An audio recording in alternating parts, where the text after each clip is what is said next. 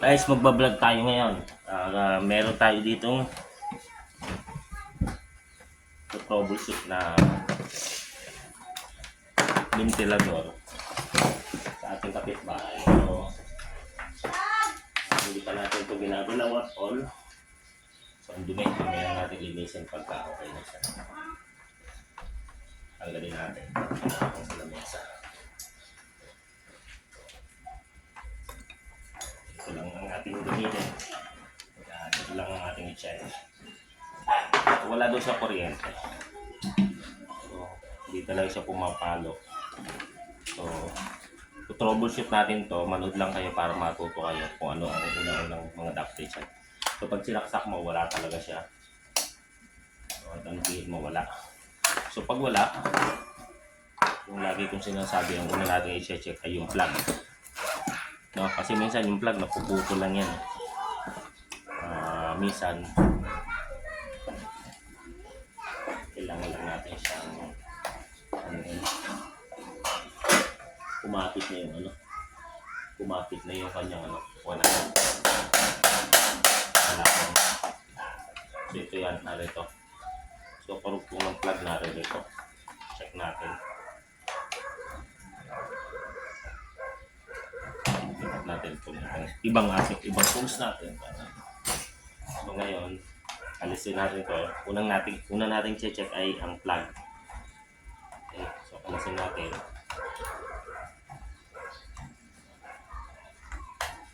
Kasi minsan nandun lang yung sira. Pag yung talagang walang power, unang-una talaga plug. Bago kung ano pa man ang ating check. Okay, nasaglan. Hindi pwedeng maging siman, lalay. Okay, kalasin lang natin. Magawa ito sa atin ng ating tropa.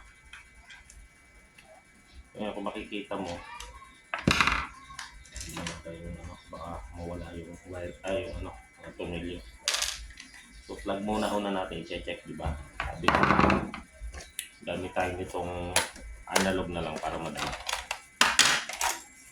Lagyan natin sa times 10.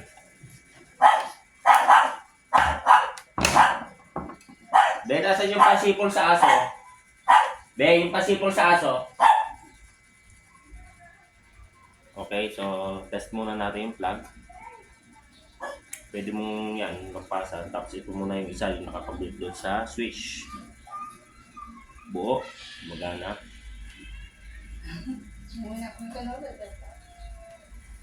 So buo yung isang linya, tapos ito naman isang linya, ito yan. Okay, buo din. So, gumalo talaga siya parehas. So, lusot na tayo sa plug. So, sunod natin ay ang switch. Ito switch niya. Nasa 0.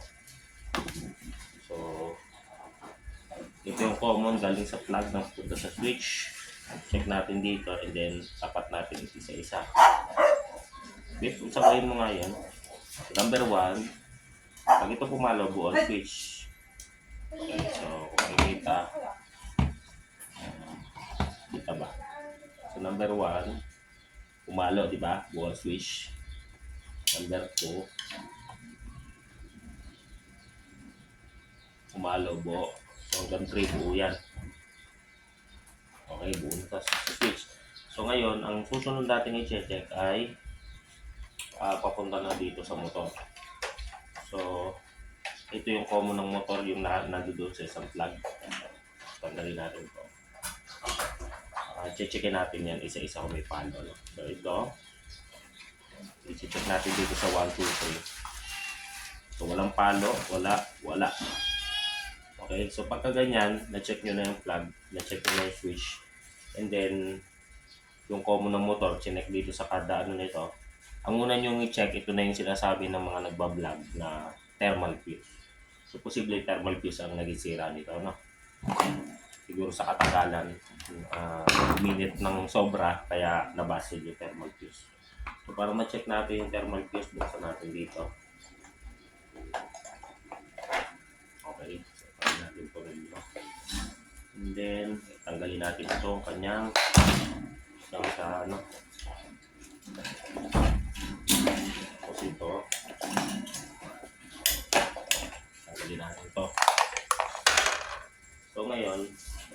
palitan na pala siya ng capacitor. Tingnan muna natin itong linya ng capacitor. Kasi kailangan may palo itong dalawang ito. Itong linya ng capacitor. Kailangan pumapalo. Kasi pag pumapalo siya, so doon na tayo sa thermal fuse, ano? So, check natin ito. Balakan muna. Ito yung linya ng capacitor papunta sa motor. Balikan lang natin. Makikita nyo. Ito yun. Papasok sa motor yung sa capacitor. Test natin. So, kailangan pumalo. So, pumalo. So, buo. So, medyo lamang-lamang na talagang thermal fuse yung sira nito. So, check muna yung capacitor din, ano? Kasi pag capacitor, kailangan may value. Capacitance tester, boss. So, capacitor, pwede naman natin gamitin to. Pero, meron akong capacitance tester talaga. So, lagay lang natin sa 2 microfarad. So, check natin kung may value pa yung capacitor. Pag may value pa capacitor nito, so thermal fuse ang sira nito. Hintayin lang natin sa left. So, 2 microfarad dapat siya. Ang busted yung yung capacitor niya. 0, 0. Uy, ang tingnan natin na. Wait lang natin saglit.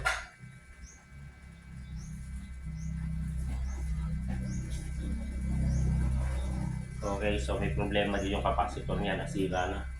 Yung value ng capacitor niya is 2 microfarad. So pagka gagamitin naman natin itong ating analog tester sa pag-check ng capacitor, kailangan gaganon lang siya. Tataas, bababa. Pag tumaas, as bumaba, buo. Pag nag-steady, sira. Ayun, hindi siya bumaba, steady lang siya kung makikita nyo. So, sira talaga siya. Ayan o, dapat babalik sa doon. So, sira talaga capacitor. Tingnan muna natin kung gagana pag nagpalit tayo ng capacitor.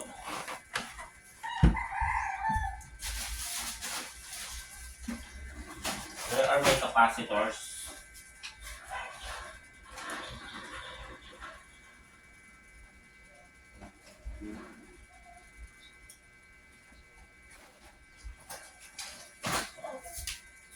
So, gamit tayo ng capacitor.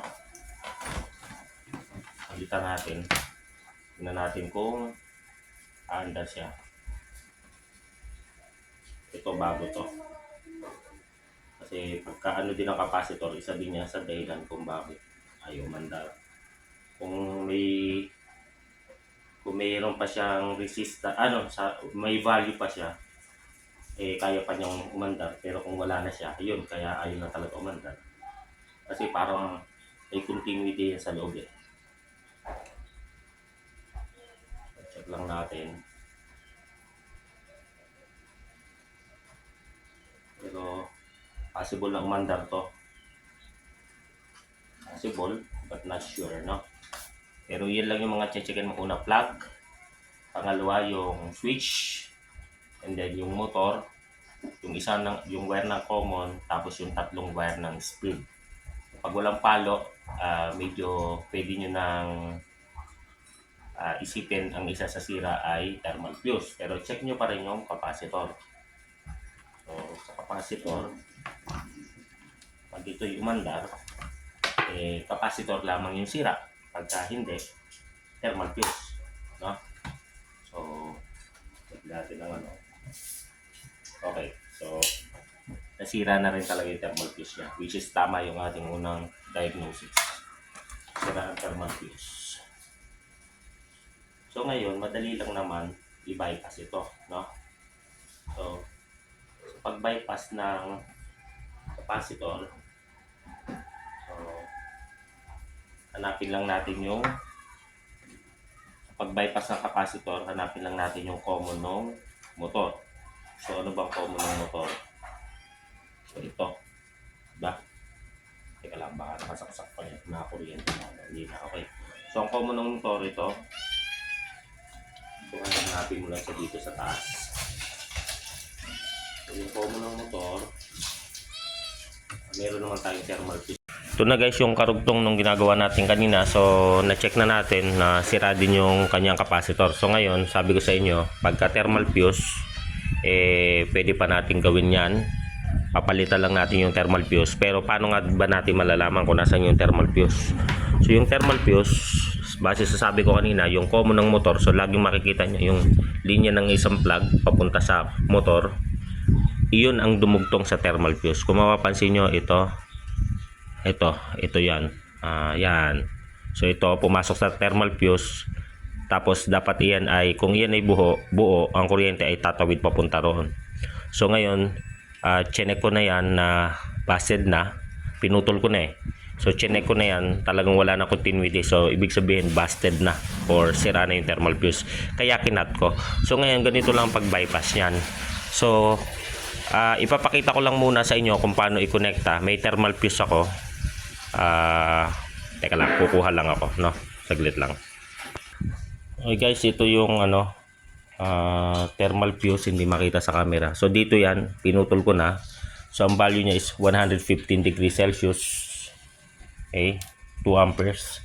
So ang value ng kinuha ko is, ito ay 113. So pwede ito, ano? So wala namang problema yan magkabaliktad. So gagamitan natin itong bago. So ito ay iba-bypass ko na kasi pag hinugot pa natin yon baka malagot yung wiring sa loob, ano? So ngayon sa pag-bypass dito, ganun pa rin sa common nakakonekta. Tapos yung isang linya ng capacitor dito sa kabilang dulo. So sa common dito, tapos yung isang linya ng capacitor, dito, no? So hahanapin natin. Ayun lang. So saglit lang, ikakabit ko lang. So ayun na guys, sinundan ko lang ngayon. Kung mapapansin nyo, yun yung galing sa plug, ito dito. And then yung isa, ito yung pinagputulan ng thermal fuse. So dahil nakalitaw naman siya, hindi ko na siya dito kinonekta, hindi ko na hinanap dyan.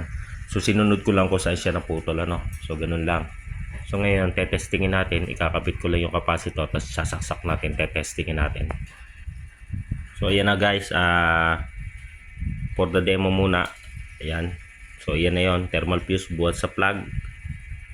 Yan, pumasok sa thermal fuse, and then pumasok doon sa may isang linya ng capacitor. Tapos binalik ko na yung capacitor. Ngayon i-test natin. So isaksak natin. So mamaya ko na siya titipan ng maayos, ano, pag nag-okay na. So ngayon ito, pagka gumana, kailangan pa rin natin siya langisan. Ayun na, gumana na guys. So thermal fuse lang. So gutin ko muna at napakarumi, no? So kailangan linisin lamang yan. So okay na, ganun lang po ang pag-test. Okay guys, maraming salamat. So titipan ko, hihinangin ko lang yan, and then okay na yan. Okay, ganun lang po ang pag-test ng sirang ventilador. Step by step, simula sa pag-check ng plug, sa pag-check ng switch, sa pag-check ng motor, sa pag-check ng capacitor, at sa pagpapalit ng thermal fuse. So tama po yung ibang vlogger na kailangan pagka nasira ang thermal fuse, huwag nating i-bypass nang hindi pinapalitan ng thermal fuse, kasi pag nagkasunog, talagang safe lang ang ating ventilador, kasi yan na magsisilbing protection pag nag-overheat na ang motor, makakat na yung supply dito, so ma-off na siya, masisira na yung ventilador, so makakaiwas tayo sa sunog. So ganyan lang po, ipifix ko lang yan, and then mamaya pag yari na, pag nalinis ako na, nalinis ko na, ipapakita ko sa inyo. Salamat guys. Yan na guys yung ating ginawa kanina.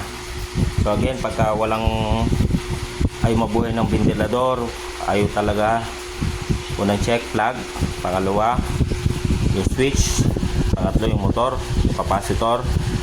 So pag na-check na lahat yon at walang